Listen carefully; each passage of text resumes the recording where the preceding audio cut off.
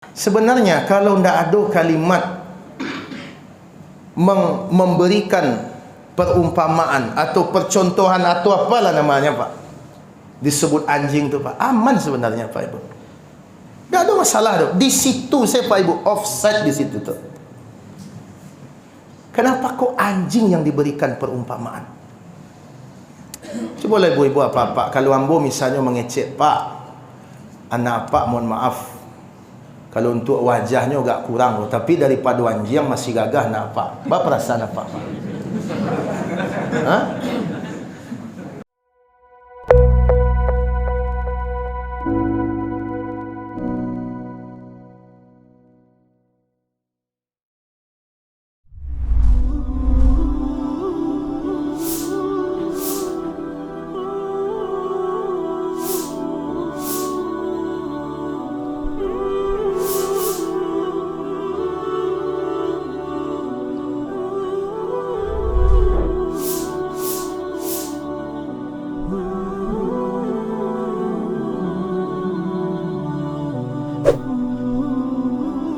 Bismillahirrahmanirrahim. Assalamualaikum warahmatullahi wabarakatuh.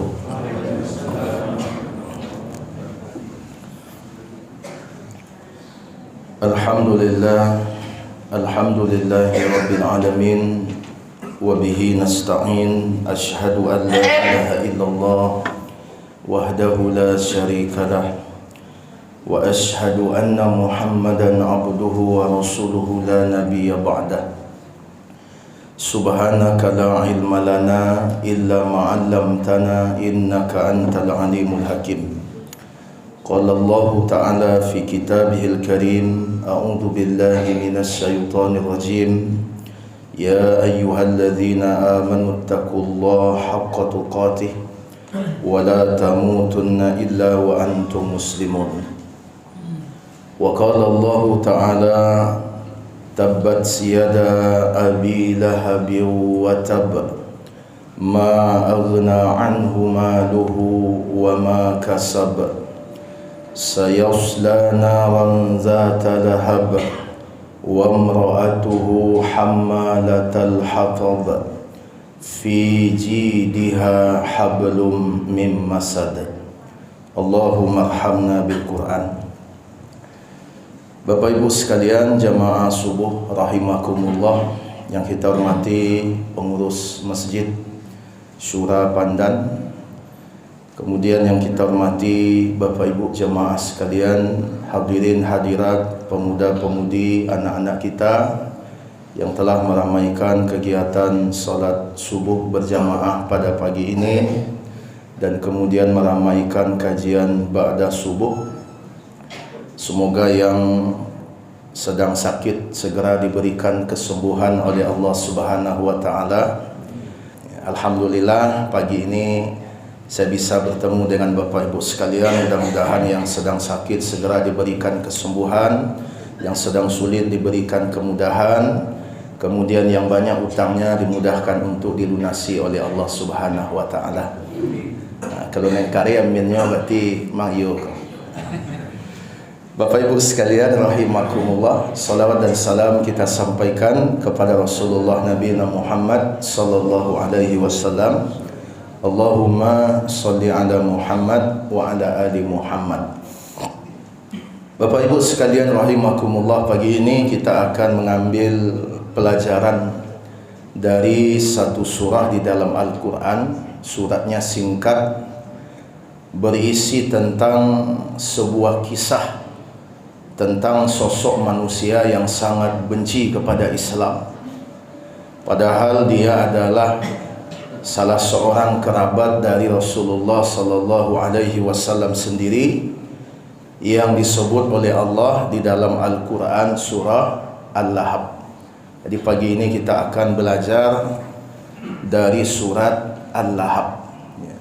Surat Al-Lahab adalah salah satu surat singkat di dalam Al-Quran. Ayatnya telah kita baca tadi. Tabbat yada abi lahabiw wa tab ma aghna anhu maluhu wa ma kasab sayasla naran zata lahab wa imra'atuhu hammalatal hatab fi jidiha hablum mim masad. Berapa ayat Bapak Ibu? 5 ayat. Saya yakin semua kita hafal Bapak Ibu. Tapi belum tentu semua kita yang hafal bisa mengambil pelajaran dari surat ini. Ayat ini sudah sering kita baca. Ayatnya pendek, suratnya pendek. Malah kalau dibaca dalam solat tarawih, senang jemaah Pak. Karena solatnya cepat selesai.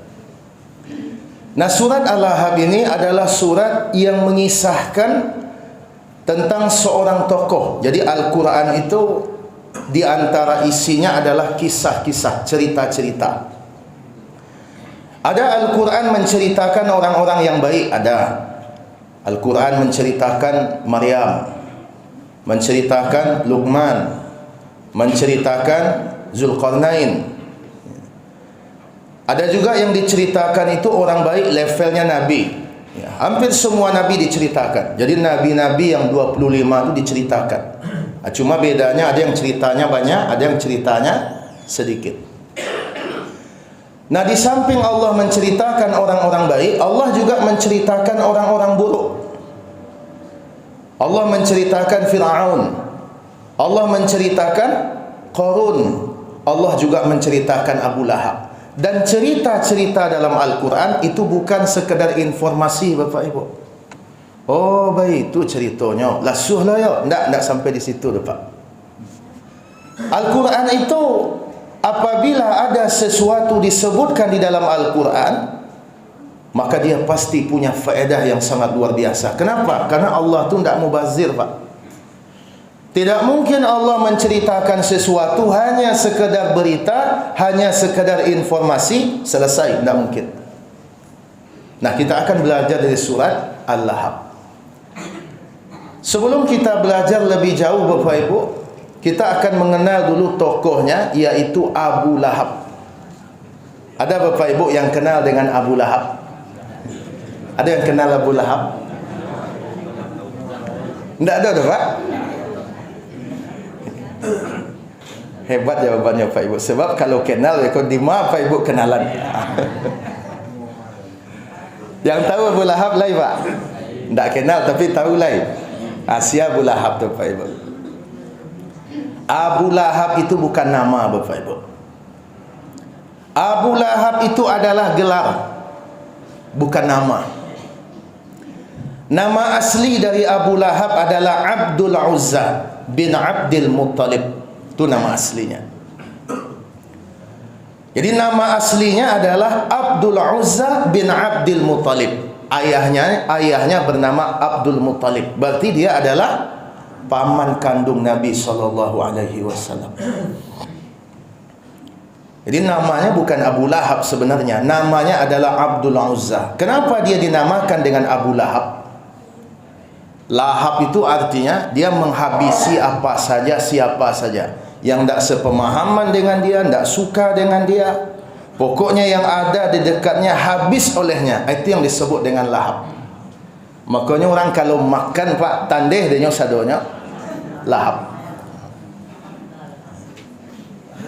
Di lahab ke bahasa Arab Pak? Bahasa Arab ni sudah menjadi bahasa Indonesia. Banyak sebenarnya sehari-hari Pak bahasa Arab yang sudah menjadi bahasa Indonesia. Sarawak itu bahasa Arab. Sarawak itu sirwalun. Adik panik mana orang awak dulu sirwalun Sarawak salah kecil. Malah banyak kata-kata yang sering kita pakai itu bahasa Arab. Dewan Perwakilan Rakyat itu bahasa Arab semuanya Pak. Dewan, diwan, perwakilan, wakil, rakyat. Itu bahasa Arab. Majelis Permusyawaratan Rakyat itu bahasa Arab. Majelis bahasa Arab. Musyawarah bahasa Arab. Rakyat bahasa Arab. Bahasa Arab kita pakai Pak, tapi orang Arabnya benci. Coba bayangkan Pak, bahasanya awak pakai tapi orangnya awak jajak. Apa salah orang Arab kepada kita Bapak Ibu sekalian?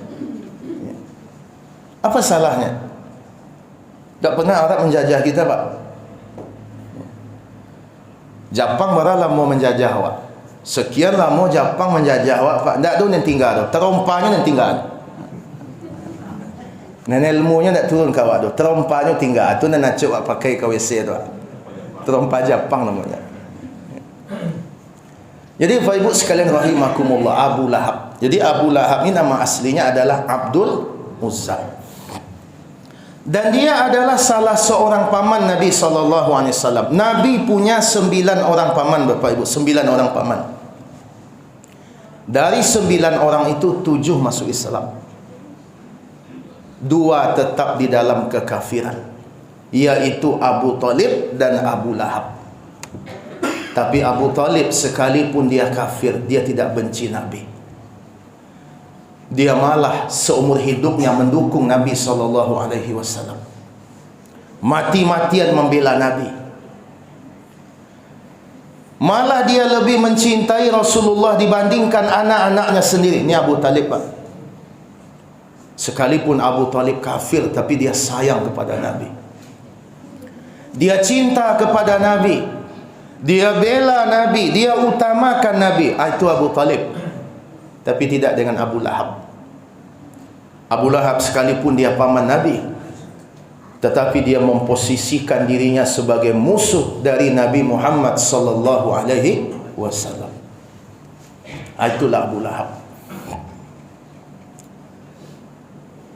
Apa sebab turun surat Al-Lahab ini, Bapak Ibu? Sebab turun surat Al-Lahab ini adalah ketika Rasulullah diperintahkan oleh Allah untuk berdakwah kepada kerabat-kerabat beliau, kepada keluarga terdekat. Wa anzir ashiratakal aqrabin.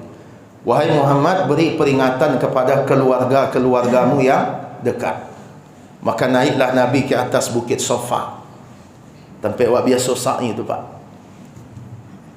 Dulu lebih tinggi dibandingkan itu. Jadi orang dulu kalau magih pengumuman tu naik ke tempat yang tinggi, Pak. Sebab kalau di atas suara tu jelek, makanya orang azan dulu sebelum pakai mic naik ke menara. Tiba di atas tu putar-putar, Pak Ibu. Hayya 'alas shalah, putar-putar. Pokoknya putar-putar ke kanan, ke kiri. Dulu belum ada pengeras suara. Kini kalau putar-putar, Pak, nak tak ajar dia mic. Tak perlu putar-putar lah. Tagak saya elok kerana mic lah di muka awak. Di situ Nabi berkata, ya sabah, wahai orang-orang yang telah bangun di waktu pagi. Terkejut, si anak ngecek kau. Kemudian mereka berkata, oh suara Muhammad ni. Kumpul keluarga Rasulullah, bayangkan. Itu karisma Nabi, Pak. Sekali magi pengumuman berkumpul orang. Awak lepas naik magi pengumuman, Pak Ibu, tak tiba-tiba orang dapat berkumpul. Nah, ketika itu Nabi SAW di atas bukit Safa berkata, wahai keluargaku Bani Hashim, wahai bibiku, wahai pamanku, wahai saudaraku, seandainya aku katakan kepada kalian di balik bukit ini ada satu pasukan yang akan memerangi kalian, yang akan menghancurkan kalian, apakah kalian percaya kepada aku? Percaya tak kalian kepada aku, kecil Nabi? Itu umur beliau ketika itu 43 tahun, Bapak Ibu. Itu masuk fase dakwah tahun ketiga. Apa jawaban mereka semua? Ma wajadna alaika kadhiba.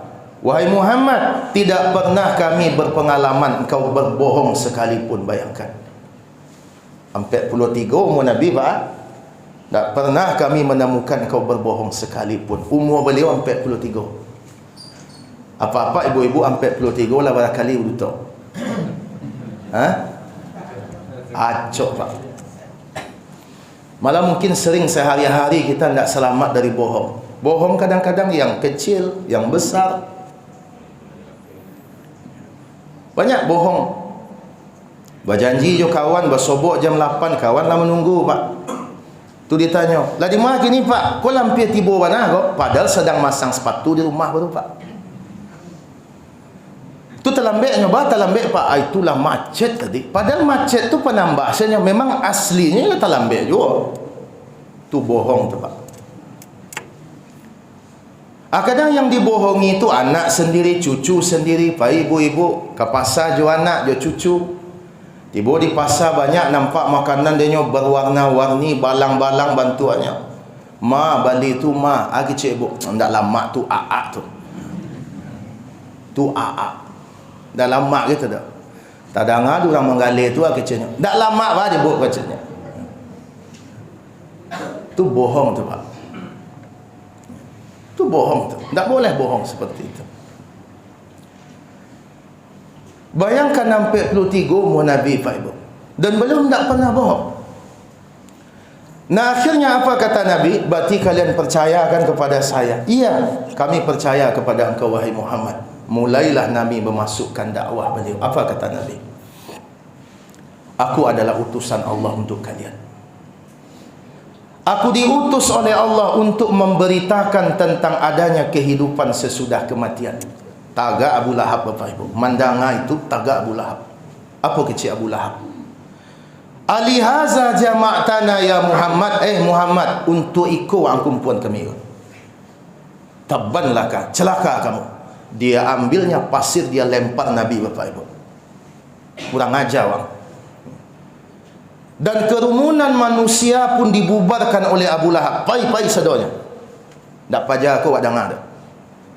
Dia berkata, tabban laka ya Muhammad. Langsung Allah jawab, tabbat siada abi lahabiu wa tab. Ma aghna anhu maluhu wa ma kasab. Sayasla naran zata lahab. Wa imra'atuhu hammalatal hatab. Fi jidiha hablum min masad. Semenjak hari itulah Abu Lahab memproklamirkan dirinya sebagai musuh utama Rasulullah sallallahu alaihi wasallam. Semenjak itu hari-harinya selalu dia habiskan untuk memusuhi Nabi sallallahu alaihi wasallam. Allah turunkan khusus surat untuk dia. Binasa kedua tangan Abu Lahab dan dia binasa. Kapan Abu Lahab binasa Bapak Ibu? 13 tahun sesudah ayat itu turun Pak. Abu Lahab binasa. Abu Lahab mengerahkan apa saja untuk memusuhi Nabi SAW. Malah ketika perang Badar kan perang kafir Quraisy dengan umat Islam. Abu Lahab tidak ikut perang Badar, tapi dia donatur perang paling besar Pak. 100 ekor unta dia keluarkan untuk memusuhi umat Islam. Puluhan ekor kuda dia siapkan untuk memusuhi umat Islam. Malah kalung terbaik istrinya, liontin paling mahal, tidak ada orang yang mampu beli ketika itu, milik istrinya Ummu Jamil, dia serahkan untuk modal perang. Coba bayangkan, dia habiskan hartanya untuk memusuhi kaum muslimin. Ketika itu orang-orang kafir kalah dalam perang Badar, sekalipun jumlah mereka banyak, 1000 orang, kaum muslimin 313. Tapi dengan izin Allah yang menang adalah kaum muslimin. Kecewa Abu Lahab, sedih dia, kok bisa awak kalah? Jadi pikiran oleh dia, kanai perasaannya, sakitlah Abu Lahab. Kita nyata Pak Ibu, penyebab sakit yang paling tinggi kau Pak, pikiran cik, perasaan. Makanan tu nombor 2. Jadi hasil penelitian, penyebab sakit nomor 2 makanan, minuman. Penyebab sakit nomor 1 adalah pikiran dan perasaan. Makanya ibu-ibu, pai baralek dia suami, nampak dia suami kau gula tunjang, tak boleh dah, kolesterol. Itu yang menyebabkan apa sakit tu Pak Ibu. Dia buk larang tu. Kan you ambil telur puyuh, tak boleh dah, kolesterol. Akhirnya kecil apa aku, Pak Isalah kau balik sudah masuk lagi. Tak nengkap boleh dan cik Allah je. Padian salah bu. Selama tak berlebih-lebihan. Nyo pantangan kau, Ndak lo boleh dia puan benar kecuali pantangan Allah, Pak. Allah nama larang tu ya tu. Itu yang menyebabkan sakit tu. Makanya orang kalau pelong pikirannya, Pak, sehatnya, Pak. Cari orang gila, Pak Ibu. Dia orang gila. Orang gila tu ada yang kurang dia tu, Pak. Mandi sekali sebulan. Pakaian tak tukar-tukar. Makanannya tak apa-apa. Bau jan bapane setiap hari. Tak ada pakai masker je, Pak. Sehat je bayangkan. Tak ada cuci tangan. Tak ada lo vaksin. Tak ada tadanga dewa orang gila kok kena corona tu, Pak. Tak ada. Bako sehat orang gila tu. Kerana pikirannya aplong, Pak. Orang gila pun tak masalah dia naik minyak goreng aman saja, Pak. Tak ada masalah. Ambo bukan menyuruh Pak Ibu jadi orang gila loh, tak. Dalam artian jangan dipikir dan tak patut awak fikir, Pak. Jaga perasaan awak. Jangan sadonya menjadi penyakit di hati awak. Sukses kawan, senangkan hati kita. Jangan ada hasad, jangan ada dengki. Kau tak? Kawan renovasi rumah, Pak, awak nak neboh di mana PPT dia tu. Kawan naik jabatannya, awak naik tensi. Itu yang menyebabkan sakit. Nah, Abu Lahab sakit dia, Pak. Kok bisa kalah? Lah sekian banyak harta dia keluarkan, unta, kuda, emas. Ternyata kaum muslimin menang padahal jumlahnya sedikit. Sakit dia. Saking parahnya sakitnya badannya sampai membusuk, Pak. Sampai dia mati dalam keadaan seperti itu. Badannya mengeluarkan aroma yang sangat busuk sampai istrinya ketika itu meminta orang mengurus jenazahnya. Dibayar, Pak, tidak ada yang mau. Tidak ada yang mau. Akhirnya digalikan tanah di tengah padang pasir, digalian tanah dari jarak jauh dari jenazahnya. Lata buat lubang, ditundur jenazahnya dari jauh dengan kayu, Pak. Bayangkan, didorong-dorong jenazahnya dengan kayu. Akhirnya masuklah jenazahnya ke dalam lubang pasir tadi, diimbik di batu dari jauh sebab orang tak taluk mendaki, Pak. Begitulah kematian Abu Lahab, Bapak Ibu sekalian. Dan istrinya mati seperti apa? Mati oleh tali yang dia kalung-kalungkan di lehernya. Tali ini biasa dia pakai untuk membawa tumbuhan-tumbuhan berduri. Yang tali ini dia ikatkan di lehernya, kemudian ada tumbuhan-tumbuhan berduri yang nanti kalau ada Nabi lewat di situ sebar-sebarkan, Bapak Ibu. Kedua suami istri ini bernasib dengan nasib yang sangat mengerikan. Inilah sosok orang yang membenci dakwah, membenci agama, membenci Islam. Abu Lahab dan istrinya Ummu Jamil. Bapak Ibu sekalian rahimakumullah, ada satu kaedah dalam ulumul Quran, Bapak Ibu. Kalau ada Al-Quran menyebut suatu nama atau tokoh, disebut namanya, berarti orang seperti itu tidak akan terulang lagi sampai hari kiamat, Bapak Ibu. Jadi kalau ada Al-Quran menyebut namanya disebut, berarti orang model itu tidak akan ada sampai hari kiamat. Berarti itu saja tu. Apa contohnya? Maryam. Maryam itu nama, Bapak Ibu. Bismillah. Maryam itu nama. Karena Maryam itu nama, berarti orang model Maryam tidak akan ada lagi sampai hari kiamat, Pak. Makanya kalau ada perempuan hamil tidak punya suami, harus kita bersuuzon kepada dia. Nyo hamil balaki ndak. Jadi jangan dulu, Pak Ibu, ndak boleh awak suuzon, siapa tahu kau Maryam kau, ndak mau dah, selesai, Pak. Ndak ada cerita. Sebab Maryam itu hanya satu-satunya perempuan hamil, tidak punya suami, tidak pula berzina. Makanya Allah sebut namanya Maryam.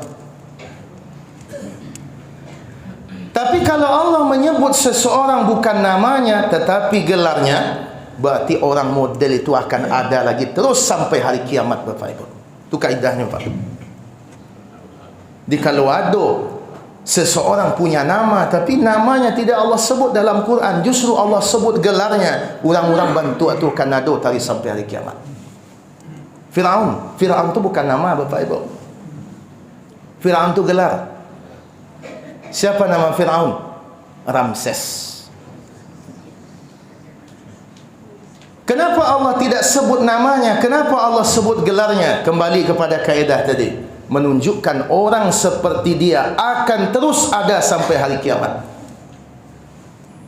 Pemimpin yang zalim, mencekik rakyatnya, membuat rakyatnya menderita, yang tidak sependapat dengannya dikejar, ditangkap, dihabisi. Itulah Firaun. Itu tak Firaun zaman kini, Pak Ibu? Banyak, Pak.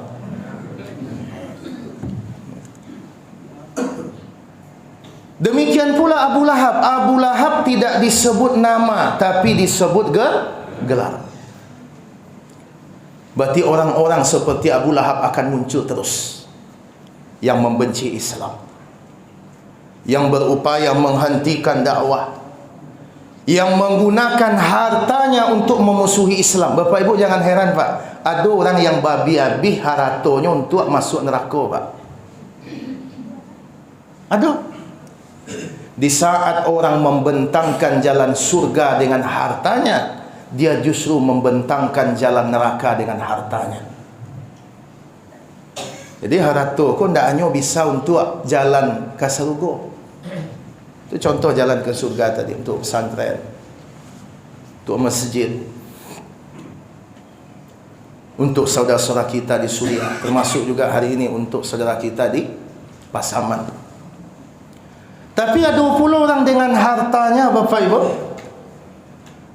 dia gunakan hartanya bagaimana supaya Islam ini lemah, bagaimana supaya Islam ini habis. Ada, jadi kecil ada, Pak. Itulah Abu Lahab zaman sekarang. Abu Lahab itu akan terus muncul, Bapak Ibu. Rasulullah punya pewaris, Abu Lahab pun punya pewaris. Siapa pewaris Nabi, Pak? Ulama. Innal ulama warasatul anbiya. Sesungguhnya ulama adalah pewaris Nabi. Para ulama, para da'i, para asatidz, para muallim, para kiai, para buya, itu pewaris Nabi. Maka Abu Lahab pun punya pewaris. Dan sepanjang zaman pewaris Nabi akan selalu berbenturan dengan pewaris Abu Lahab. Itu para dunia memahami kisah Al-Quran, Pak Ibu. Makanya saya di Masjid Jamiat Tigo Bakleh di Bukit Tinggi, itu ada kajian khusus Al-Mustafadu min Qasasil Quran, mengambil faedah dari kisah-kisah di dalam Al-Quran. Jadi kita kisah-kisah aja, Pak. Kisah aja. Kisah apa kita kaji? Kisah Nabi Adam. Nabi Adam awalnya senang-senang di surga, tapi karena melanggar aturan Allah dikeluarkan dari surga. Apa pelajarannya, Pak? Yang menyebabkan kita susah itu, Pak Ibu, maksiat, Pak. Selama kita taat kepada Allah, selama itu kita dibahagiakan oleh Allah. Tapi manakala kita berbuat maksiat, itu yang menyebabkan kita tidak bahagia.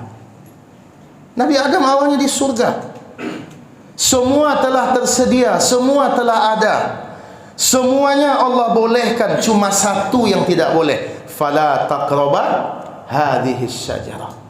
Tapi Nabi Adam langgar, Bapak Ibu. Akhirnya Nabi Adam turun ke dunia. Di sebenarnya yang menyebabkan awak tidak bahagia, Bapak, bukan dunia, bukan harta, tapi yang menyebabkan kita tidak bahagia adalah dosa dan maksiat. Apa contoh lagi, Pak Ibu? Nabi Yusuf. Nabi Yusuf masuk ke dalam penjara. Apa salah Nabi Yusuf, Pak Ibu? Apa salah Nabi Yusuf? Apa? Tidak ada salah dah. Justru Nabi Yusuf berada di pihak yang benar, tidak mengikuti keinginan isteri pembesar. Nabi Yusuf masuk ke dalam penjara, padahal beliau tidak salah. Aku pelajaran dia Bapak. Jangan kita kira orang yang di penjara itu pasti orang salah. Belum tentu. Banyak orang-orang tidak salah di penjara gini Pak. Dan berapa banyak orang-orang yang salah bebas berkeliaran hari ini. Sehingga kalau awak baca kisah-kisah dalam Al-Quran tu Pak Ibu, Masya Allah, ternyata apapun yang disebut dalam Al-Quran terjadi di zaman sekarang. Tak ada yang baru Pak. Sejarah tu berulang terus. Kalau hari ini kita lihat bagaimana pengusung dakwah dengan penentang dakwah bertemu terus, ini adalah pengulangan dari kisah Rasulullah dan Abu Lahab. Kita lihat kisahnya, tabbat yada abi lahabi wa tab. Binasalah kedua tangan Abu Lahab dan dia pasti binasa. Kenapa Allah sebut tangan Bapak Ibu? Bukan berarti yang binasa cuma tangan saja. Kepala tidak, kaki tidak, bukan itu Pak. Jadi Al-Quran itu punya gaya bahasa menyebut sebagian untuk maksud keseluruhan. Disebut sebagian, tapi yang dimaksud keseluruhan. Sama juga awak sehari-hari Pak dalam bahasa awak. Kamalah orang kuat, tak nampak puncak hidung itu. Disebut puncak hidung maksudnya apa? Ya orangnya, bukan puncak hidungnya saja. Awak bayu 100,000 per kepala, apa maksudnya Pak Ibu? Per kepala apa maksudnya? Per orang. Kenapa disebut per kepala? Kerana kepala tu yang paling pokok Pak. Apa Ibu pernah bersobok orang tak bertangan? Tak bertangan? Lain. Indak berkaki?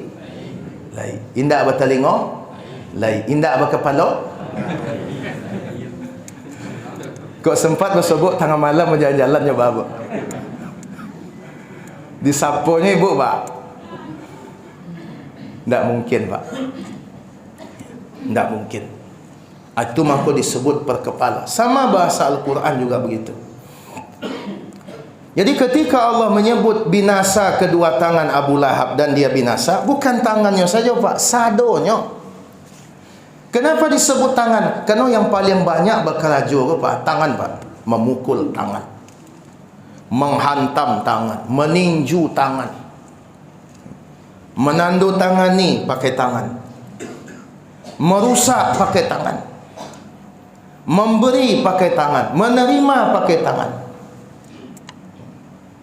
Makanya orang kepercayaan disebut dengan tangan kanan, kaki tangan, tangan kanan. Tabbat yada abi lahabi wa tab. Ma aghna anhu maluhu wa ma kasab. Tidak bermanfaat bagi dia hartanya dan kekuasaannya. Abu Lahab ini membenci Nabi. Dia punya harta. Abu Lahab ni kaya Bapak. Kaya. Dan dia punya kuasa. Jadi antara kaya dengan kuasa tu Pak, memang sulit dipisahkan. Siapa yang kaya biasanya punya kuasa. Siapa yang punya kuasa biasanya kaya. Boleh di zaman kini ke Pak, untuk jadi pemimpin kini cadia kau nombor sekian ya Pak Ibu. Nombor satu apa Pak? Pitih dulu. Mengarati tidak mengarati Pak, baca cara memimpin orang tu bekolo dipikir Pak. Yang penting ada dulu pitih. Di sejarah aku berulang Pak. Makanya Pak Ibu kalau baca kisah-kisah dalam Al-Quran, makanya saya banyak hari ini Pak Ibu, sudah hampir 1 tahun tu. Hampir dalam setiap kajian tu banyak saya mengambil tema-tema dari kisah-kisah dalam Al-Quran. Karena jarang Pak. Jadi Abu Lahab itu kaya, dia punya kuasa. Kaya, dia punya harta banyak. Kuasa, dia adalah termasuk pemimpin Quraisy. Dan kayanya itu dia gunakan untuk menekan Rasulullah dan para sahabatnya. Dia bayar orang, Bapak Ibu. Bayarnya orang. Demikian pula kekuasaannya dia gunakan untuk memusuhi Nabi SAW. Hilang hati nuraninya, Pak. Lupanya itu anak abangnya sendiri. Coba bayangkan. Orang kalaulah kepentingan, Bapak Ibu, tak tentu dia lupa. Kau adiknya, kau keponakannya, tak jalan, Bapak Ibu. Itu kalau sudah bicara kepentingan. Tabbat yada abi lahab wa tab, ma aghna anhu maluhu wa ma kasab, sayasla naran zata lahab. Kelak dia akan dimasukkan ke dalam neraka zata lahab. Jadi neraka Abu Lahab ni khusus, Pak. Zata lahab namanya. Apa arti zata lahab? Api yang memakan api. Bayangkan. Jadi biasanya kalau disebut dalam Quran, neraka tu bahan bakarnya apa, Pak Ibu? Waquduhan nas wal hijara. Bahan bakarnya adalah manusia dan batu. Itu bahan bakar neraka. Tapi khusus neraka Abu Lahab, bahan bakarnya bukan manusia dan batu, tapi bahan bakarnya api. Jadi api bahan bakarnya api. Jadi api itu kalaulah sampai kepada panas tertentu, api itu kanibal, Bapak Ibu. Itulah azab bagi orang yang membenci Islam, membenci agama, membenci pengusung dakwah. Karena itu saya ingatkan kepada kita semua, Bapak Ibu, kalau kita tidak bisa membela ulama, jangan kita membenci ulama. Kalau kita tidak bisa berada di barisan para ulama, jangan kita berada di barisan musuh ulama. Ini perlu kita ingatkan, Bapak Ibu. Ada kaji guru kuat, tersinggung awak, koreksi sendiri awak. Jangan dia dibenci. Berat azabnya, Bapak Ibu. Tidak akan selamat orang yang membenci pengusung-pengusung dakwah. Tidak akan selamat. Kau kalau ada kaji tersinggung awak, baku awak nak kena tembak. Koreksi sendiri awak. Banyak contohnya, Bapak Ibu. Mustafa Kemal Ataturk di Turki. Tengok bagaimana kematiannya, Pak. Jenazahnya tidak diterima oleh bumi. Sampai hari ini mengeluarkan aroma yang sangat bau.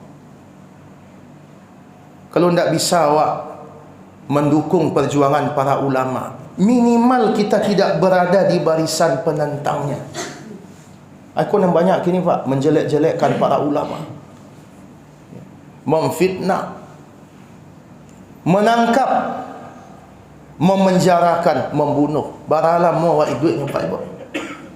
Oh, pangkat-pangkat itu akan hilang pada suatu saat, tidak bermanfaat sedikit pun. Jangan terkecoh, jangan tertipu oleh dunia ini. Cukuplah Abu Lahab yang mengalami kejadian ini. Jangan ada lagi Abu Lahab berikutnya. Wa imra'atuhu hammalatal hatab, dan istrinya hammalatal hatab, pembawa kayu bakar. Jadi isteri Abu Lahab disebut, Pak. Karena itu di antara ulama ada yang mengatakan, sebenarnya Abu Lahab itu tidak jahat-jahat sekali, Pak. Cuma dek pengaruh bininya. Jadi orang rumahku gadang pengaruhnya, Pak. Makanya hati-hati ya, Pak, milih orang rumah.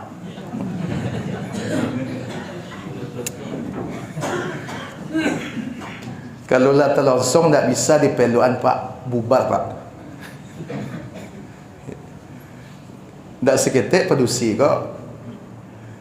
Tukang asuh tu isteri Abu Lahab tu. Saya elok-eloknya berdun sanak dulu, Pak. Sejak menikah ju ibu ku, tak elok dun sanak. Malah je orang gaiknya saja laki-laki pun tak elok. Itu bini Abu Lahab tu, Pak. Di kalau ada yang model tu, Pak, kok bisa dipelok-pelok, Pak. Kalau tak bisa dipelok, tukar. Jadi pengaruh isteri kau memang berbahaya Pak Ibu. Wanita itu bisa merubah orang Pak. Makanya ketika Allah menyebut tipu daya syaitan, apa kecil Allah? Inna kaidas syaitan kana dha'ifa. Sesungguhnya tipu daya syaitan itulah lemah. Dalam surat Yusuf. Tapi ketika Allah menyebut tipu daya wanita, inna kaidakunna azim. Sesungguhnya tipu daya wanita itu kuat. Tipu daya syaitan lemah. Jadi kalah syaitan kau di ibu-ibu. Tapi dah ibu-ibu isiko dah ya. Jadi wanita tu bisa mengubah orang Pak Ibu. Jadi Abu Lahab kau aslinya tak jahit-jahit model itu dah. Tapi dia pengaruh isterinya kuat. Tukang asung nama tu Pak. Jadi Hammalatal Hatab itu provokator. Nyo tukang angin-angin tapi. Orang dulu kalau membakar sesuatu kan pakai kayu. Jadi isteri Abu Lahab ini, dia terus yang mengompori suaminya supaya membenci Rasulullah dan sahabat-sahabatnya. Sehingga dua orang suami isteri itu Pak, setia loh Pak. Berkumpul di dunia dan nanti reuni lagi di neraka. Fi jidiha hablum mim masad. Jadi di leher istrinya ini, istrinya kok kayu. Tapi Allah sebutkan fi jidiha hablum mim masad. Di lehernya ada tali dari sabut. Ada kalung terbuat dari tali. Biasanya orang dan kalungnya terbuat dari tali, orang apa Pak? Orang gila. Jadi isteri Abu Lahab ini, bayangkan rela dia melepaskan kalung yang sangat mahal demi untuk memerangi Islam. Coba bayangkan Bapak Ibu. Itu isteri Abu Lahab. Jadi kalau awak berjuang untuk menegakkan Islam dengan hartanya, orang kafir juga berjuang untuk memusnahkan Islam dengan hartanya. Jadi kalau orang saja berjuang untuk masuk neraka dengan hartanya, Pak Ibu, masa awak tak mau berjuang dengan harta untuk masuk surga? Jadi dia pakai tali terbuat dari sabut. Gilanya. Sebenarnya tak gila tu Pak. Cuma kurang akal. Jadi orang-orang yang benci Islam itu adalah orang-orang kurang akal. Akhirnya dia tersangkut oleh tali itu sendiri. Senjata makan tuan. Sehingga kalau awak simpulkan Bapak Ibu, pembenci-pembenci dakwah itu dari surat Al-Ahzab ada 4 Pak. 1, orang yang punya harta dan terganggu kepentingannya oleh para ulama. Ulama kalau ada penyimpangan dalam ekonomi, pasti dia akan bicara. Tersinggungnya. Akhirnya dia bereaksi. Akhirnya ustaz tu ada yang di berbagai macamkan. Itu harato pertama. Yang kedua apa? Kuasa. Jadi pertama, pembenci dakwah itu orang yang banyak harta dan terganggu kepentingannya ketika ada ulama yang bicara Islam. Itu yang pertama Pak. Itu cukong kalau bahasa kini itu. Yang kedua adalah penguasa yang terganggu kepentingannya. Pemimpin yang terganggu kepentingannya. Tidak sedikit pejabat-pejabat tu Pak. Kalau kaji tu lain mendukungnya, ayo mantap kaji buya. Banyak tu. Tapi kalau kaji tu agak tersinggungnya, dipanggil kabak kesra Pak. Besok buya aku jangan diundangnya tak. Karena kabak kesra Pak. Ambuat cok tu marasuan model tu Pak Ibu. Jadi kaji ku yang ketujuh dinyo Pak. Kalau lengkap mambuang-mambuangnya, tu ya tu. Tapi kalau kamu meluruskan ini, dah ketujuhnya dah. Padahal Bapak Ibu sekalian, ulama itu sayang kepada kita bukan yang membenarkan kita, tetapi yang menginginkan kita berada dalam kebenaran. Jadi bukan yang membenar-benarkan. Makanya kalau ada awak salah Bapak Ibu, tu luruskan awak. Itulah orang yang sayang ke awak. Yang ketiga, siapa yang benci Islam? Provokator, hammalatal hatab. Kalau bahasa kininya Pak, buzzer di media sosial Pak, taruh itu buzzer dengan ketikan jarinya, dengan itulah dia membenci Islam. Banyak kini Pak Ibu, sakit hati orang baca tulisannya. Kemudian siapa lagi? Itu dia, orang gila. Tengoklah Pak, kini yang benci ustaz-ustaz tu banyak orang gila. Orang gila kini cadia-cadia Pak, tentu dia ustaz mana ndak ustaz, tentu dia. Lihatlah,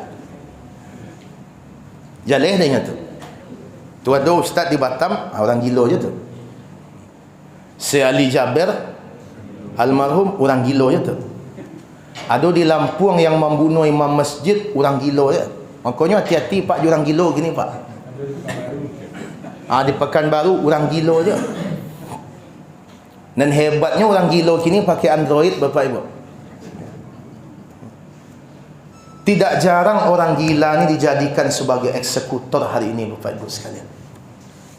Jadi yang membenci Islam itu 4 tu Pak. Pengusaha yang terganggu kepentingannya, penguasa yang terganggu misinya, kemudian buzzer, tukang-tukang fitnah, dan yang keempat adalah orang gila. Saya ingin ulang lagi pesan tadi Bapak Ibu. Kalau kita tidak bisa berada di barisan para ulama, minimal jangan menjadi di barisan musuh mereka. Kalau tidak ngerti awak anyang saja. Sekalipun anyang Pak, itulah salah sebenarnya Pak. Tapi lumayanlah.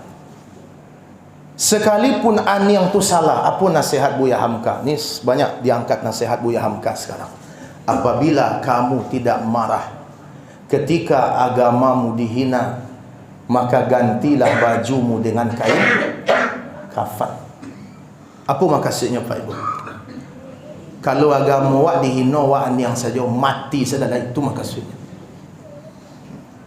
Nah hari ini Pak Ibu, kepatang heboh Pak,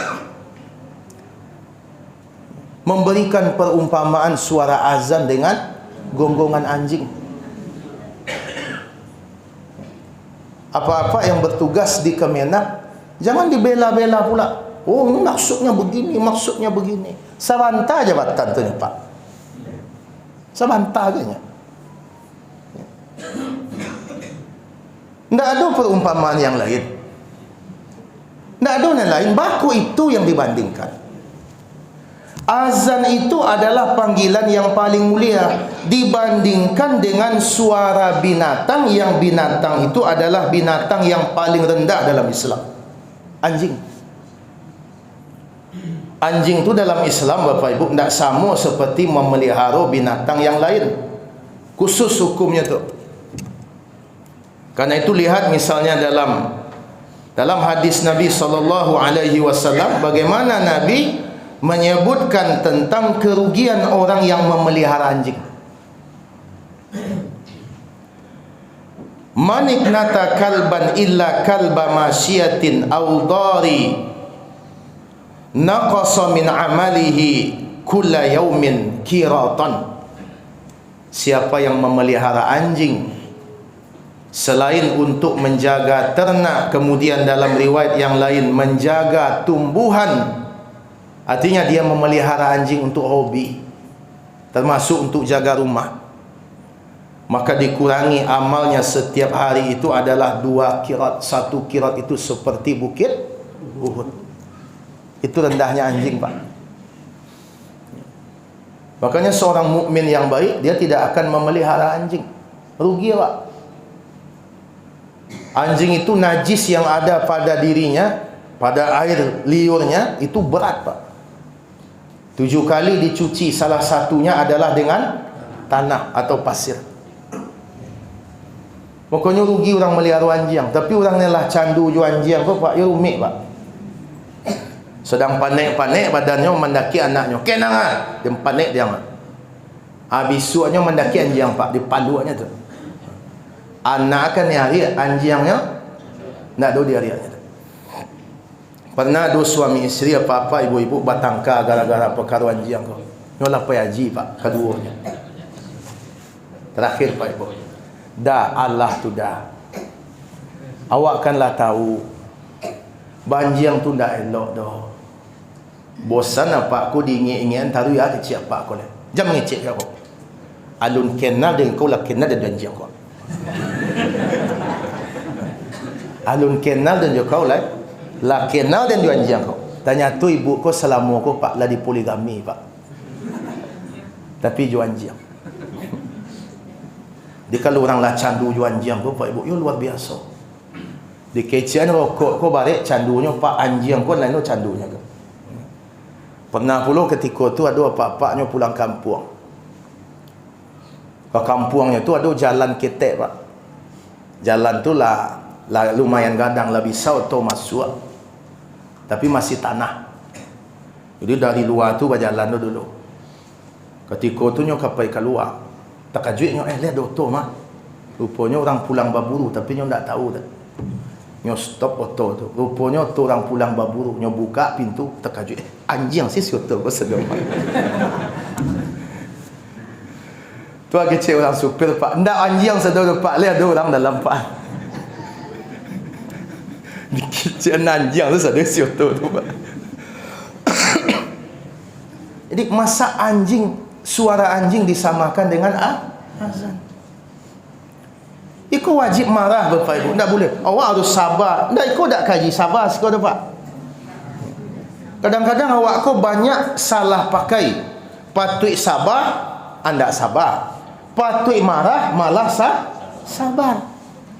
Tidak semua marah itu salah. Ada marah yang terpuji. Tengok Nabi ketika ada seorang sahabat yang bernama Usamah bin Zaid. Usamah bin Zaid datang kepada Nabi SAW. Ketika itu ada seorang wanita dari suku Makhzumiyah namanya, bersalah mencuri. Sahabat bingung bala cara padusiku mengeciankan Nabi kau. Kok kadi hukumnya wanita terhormat, indak kadi hukumnya salah. Akhirnya diutuslah oleh sahabat ketika itu Usamah bin Zaid. Usamah bin Zaid kau siapa? Anak dari Zaid bin Harisah. Zaid bin Harisah kau siapa? Anak angkat Nabi. Nabi sangat sayang kayaknya. Saking sayangnya Nabi kepada Zaid bin Harisah, Nabi pernah menisbatkan Zaid kepada beliau, Zaid bin Muhammad, ditegur oleh Allah. Jadi Usamah bin Zaid ku anak ketek yang sangat disayangi oleh Nabi. Disuruhlah Usamah bin Zaid dek para sahabat, ngeceklah engkau dengan Nabi lah. Kok kami kan agak tanggung, engkau kan lai sayang Nabi, siapa tahu kok engkau mengecek kau, tak jadi pedusi kau dihukum dah. Bicaralah Usamah bin Zaid kepada Nabi, bagaimana supaya wanita ini tidak dihukum karena dia adalah wanita yang terhormat. Tahu Bapak Ibu apa reaksi Nabi? Nabi marah pak. Nabi ketika itu berkata, "Atashfa'u fi haddi min hududillah?" Apakah kamu akan memberikan keringanan atashfa'u fi haddin min hududillah terhadap hukum yang telah ditetapkan oleh Allah? Allah telah tetapkan hukumnya, sekarang kamu minta saya meringankan? Berang Nabi. Kemudian Nabi berkata, summa qama fakhtataba, kemudian beliau berdiri dan berkhutbah. Faqal, ayyuhan nas, wahai sekalian manusia, innama ahlaka alladhina qablakum annahum kanu idza saraqa fihim asy-syarif tarakuh. Wahai manusia, sesungguhnya yang membinasakan umat-umat sebelum kalian, apabila yang mencuri di antara mereka adalah orang yang terhormat, maka mereka lepaskan, mereka tidak hukum. Wa idza saraqa fihim ad-dha'if aqamu 'alaihi al-had. Tapi apabila yang mencuri orang-orang lemah, rakyat biasa, mereka tegakkan hukuman. La terjadi alun kini pak. Saya lihat Pak Ibu. Wayangnya Pak Ibu, wayang bayangkan. Apalagi beliau bicara wayang itu konteksnya adalah pertanyaan pribadi Pak. Ustaz Khalid tidak menyuruh musnahkan semua wayang, tidak. Lebih baik. Dan beliau menjawab pertanyaan yang ditanya oleh seorang jamaah. Heboh Bapak Ibu. Wayang heboh, azan diam. Siapa kita Bapak Ibu sekalian? Jangan hilangkan kepercayaan rakyat. Iko disebutkan dari Nabi, yang menghancurkan umat-umat sebelum kalian adalah apabila yang mencuri adalah orang-orang kuat, orang-orang terhormat, lepaskan. Tapi apabila yang mencuri orang-orang lemah, rakyat biasa, orang gaib Pak, mencilok pelonya Pak, masuk penjara. Coklat. Demi keadilan, langsung keluar demi keadilan. Kemudian Nabi melanjutkan, waimullah, demi Allah, lau anna Fatimah binta Muhammad saraqat laqata'tu yadaha. Seandainya Fatimah putriku mencuri, jangankan wanitanya, putriku mencuri, aku potong tangannya. Bayangkan. Jadi berwibawa hukum tu Pak. Pokoknya salah-salah siapapun. Jadi Bapak Ibu sekalian, sebenarnya secara substansi yang dikatakan oleh Menteri Agama itu secara substansi Pak, kalau seandainya tidak ada perumpamaan tu Pak, tidak ada masalah tu Pak. Malah sejak awal kita telah sampaikan tu. Sekalipun saya banyak juga dapat kritikan ketika menyampaikan itu. Mic masjid itu harus diatur, ya. Boleh masjid badakek-dakek Pak, badakek-dakek. Kalau azan pakailah mic yang keras. Tapi kalau untuk solat, untuk kajian, pakailah mic yang cukup untuk di dalam. Yang perlu mendengar suara imam siapa Ibu? Jamaah, bukan orang di pasar sana, bukan. Apalagi ceramah bulan puasa Pak, balantak-lantak. Kadang jamaah mendengar mau dia kuat. Dia terdengar kedua masjid Pak, mana ke dengar Pak? Situ dapat sekaret, situ dapat sekaret Pak. Kadang awak mengiduan kaset mengaji pukul ampek Pak Ibu, orang lalok Pak. Orang punya anak bayi. Ada orang yang sakit gigi, orang sakit gigi kau rumit Pak. Cubalah dia Pak sakit gigi Pak. Orang sakit gigi tu mencalek foto calek Pak, tu sakit nanti tu. Nyo sakit gigi nampak foto calek senyum. Aden sakit yang senyum-senyum tu. Jadi sebenarnya kalau ndak ada kalimat memberikan perumpamaan atau percontohan atau apalah namanya Pak, disebut anjing tu Pak, aman sebenarnya Pak Ibu. Sejak lama kita sudah bicarakan itu. Malah kemarin saya ada komunikasi, ada grup di Majelis Ulama Kota Bukit Tinggi. Tidak ada masalah tu. Di situ saya Pak Ibu offset di situ tu. Kenapa kok anjing yang diberikan perumpamaan? Cobalah ibu-ibu apa-apa, kalau ambo misalnya mengecek Pak, anak Pak mohon maaf, kalau untuk wajahnya agak kurang, tapi daripada anjing masih gagah nak Pak. Apa perasaan apa Pak? Hah? Pasti Pak mengamuk kamu Pak. Kurang aja Ustaz kau. Itu pribadi, apalagi ini adalah masalah agama. Sebenarnya simpel Bapak Ibu, tinggal minta maaf, kemudian bertaubat kepada Allah. Ya. Sebenarnya simpel Bapak Ibu. Umat Islam ini dikenal sebagai orang yang pemaaf. Kau tidak klarifikasi lagi. Jadi Bapak Ibu sekalian, tidak semua marah itu tercela, malah ada marah yang terpuji. Tapi jangan sampai marah kita itu menimbulkan mudarat, merusak apa segala macam, tidak. Tapi kita tempuh jalur yang telah disediakan. Bapak Ibu sekalian, dah jam 7 ya. Yang mudah-mudahan apa yang kita sampaikan ini bermanfaat untuk kita. Pesan yang paling penting dari surat Al-Lahab, jangan menjadi musuh dakwah. Setiap orang yang memusuhi dakwah Bapak Ibu tidak akan selamat hidupnya, baik di dunia ataupun di akhirat. Makanya ibu-ibu kalau ada yang sedang hamil atau anak awak yang sedang hamil, ketika anak tu lahir kecil anak bisu aja nang kecil anak yang sama je suara azan dah kecil betul tu. Kecil anak jadi kamu pembela agama nak ya.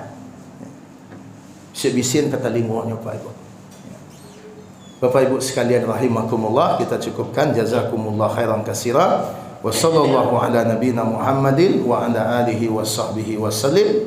Walhamdulillahi rabbil alamin. Wassalamualaikum warahmatullahi wabarakatuh.